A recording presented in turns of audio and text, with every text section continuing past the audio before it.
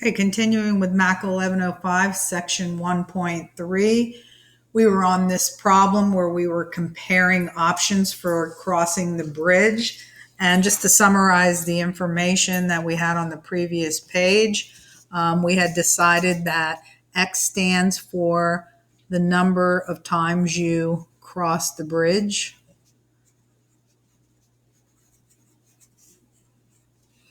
We had also come up with an expression for option B, which is when you buy the discount pass. The discount pass was $30. Plus, you would have to pay an additional $3.50 per bridge cross for each bridge crossing. If you were going to buy a full toll price for crossing the bridge, that means you would not be purchasing the discount pass, so you would just be paying $5 each time you cross the bridge. Then we created an equation, or we're about to create an equation, where they wanted to know when does the costs that you're paying under the reduced discount plan, when does the number of bridge crossings, how many bridge crossings have to transpire before the cost using option A is the same as the cost using option B? That was the question that allows us to create this equation.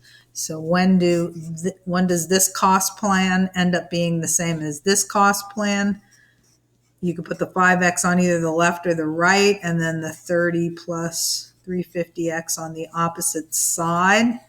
Then you go about solving this. You're going to be trying to isolate for x. Now, since there's x's on both sides, you want to get all of those x's on the same side. So subtract 350x from both sides. That'll give you 150x. 5 take away 350. You can put that in your calculator if you want.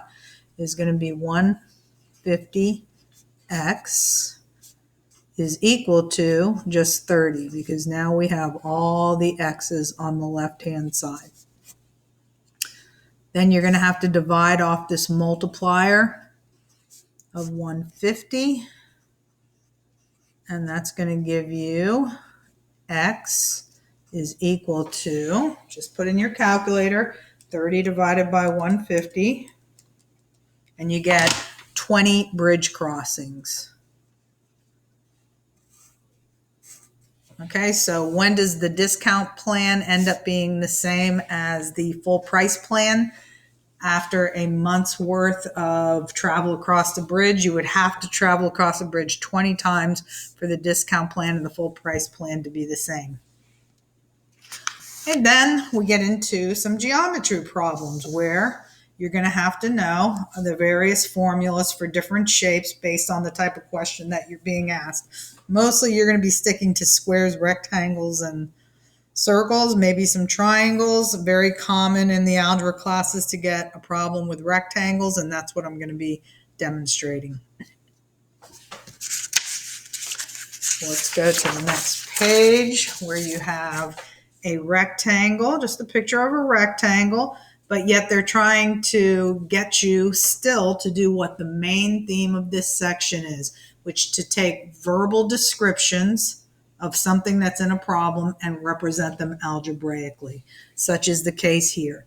Even though this has to do with a rectangle, they go into this elaborate description for length. It says the length is 2 less than 3 times the width. So if all of this description is about the length, and you see that they're trying to describe how to represent the length in terms of width, that means the width should just be called W, while the length is going to be represented by all of this. The length is 2 less than 3 times the width. Well, first of all, here's 3 times the width, and then this would be 2 less than 3 times the width. Don't forget that in a rectangle, opposite sides are equal. So if up here the length is 3w minus 2, so is this. If this is just plain w, this is just plain w. So we're representing the widths with just w, and we're representing the lengths with 3w minus 2, which we can put right here. Okay, then let's drag in the perimeter. They tell you in this problem that the perimeter is 100 feet. But you also have a formula for perimeter. The formula for perimeter on the next page, not on the next page, excuse me, the previous page is 2 times length plus 2 times width. So you're going to use this formula with the 100. You're going to put the 100 that they told you the perimeter was equal to. You're going to put that 100 right in here for P. But the length and the width, what you're going to be plugging in for those two variables is the expressions that are specific to the wording in this problem. This expression is because of this wording. It represents the length. So in this perimeter formula, right in there for length, 2 times length, you're going to put the expression that represents length in your problem. And then it's 2 times width. Well, we're just using a plain old W for width. And then now we have an expression that has nothing but one variable, and you're going to solve for that variable to find both of the dimensions of the rectangle, the dimensions being length and width. Okay, so whenever you have a problem with parentheses, you remove the parentheses by distributing. You're going to distribute the 2 to the 3W as well as the 2. So that'll give you 100 on the left. It'll give you 6W minus 4 once you distribute the 2 to both items, plus that additional 2W. Collecting all your W terms, you have 6W and 2W is 8W. And bring down the 100. If you're going to solve for W, then you're going to need to move that -4 to the opposite side. So do the inverse operation of adding 4. That would leave you with 104 on the left-hand side and an 8W on the right-hand side. Dividing the 8 off of the W, likewise on the left-hand side, gives you W is equal to, and we'll put 104 in the calculator, divided by 8, which is 13. So we now know one of the dimensions of the rectangle. We know that the width is 13 feet. And then the length is based off of the width. You can just use the expression that's right in the picture. You can go 3 times W minus 2. That would be 39 minus 2, or just 37. The units on these dimensions are feet.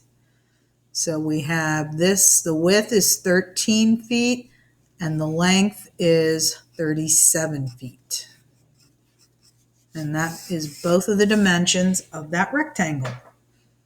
Okay, the last thing that you're going to be doing is trying to solve formulas. This just means that you have equations that have more than one variable, as you can see in examples A, B, and C. Now, I do want you, if it doesn't say this on your worksheet, can you please add this to your outline? You're solving for V in part B, and in this problem, you're solving for Y. So please add that on, because I believe I left it off on the original worksheet. Okay, solving for P means you're going to try and isolate the expression that has the P in it, and then eventually you'll completely get the P by itself. But right now your goal is to pull everything away from the term containing P. So that is what you want to get rid of. We're going to start by subtracting Z on the right-hand side, and therefore you have to do it on the left-hand side as well. That'll leave you with no Z's on the right, just the P times G. You'll have A minus C. We'll just write it going across rather than stacked up like this. And now you just have one more step. Again, you're trying to isolate that P term. So if there's a multiplier right next to it, you're going to get rid of what it's being multiplied by doing the inverse, just dividing. So you're going to divide by G on both sides. That'll leave you with A minus Z over G is equal to P.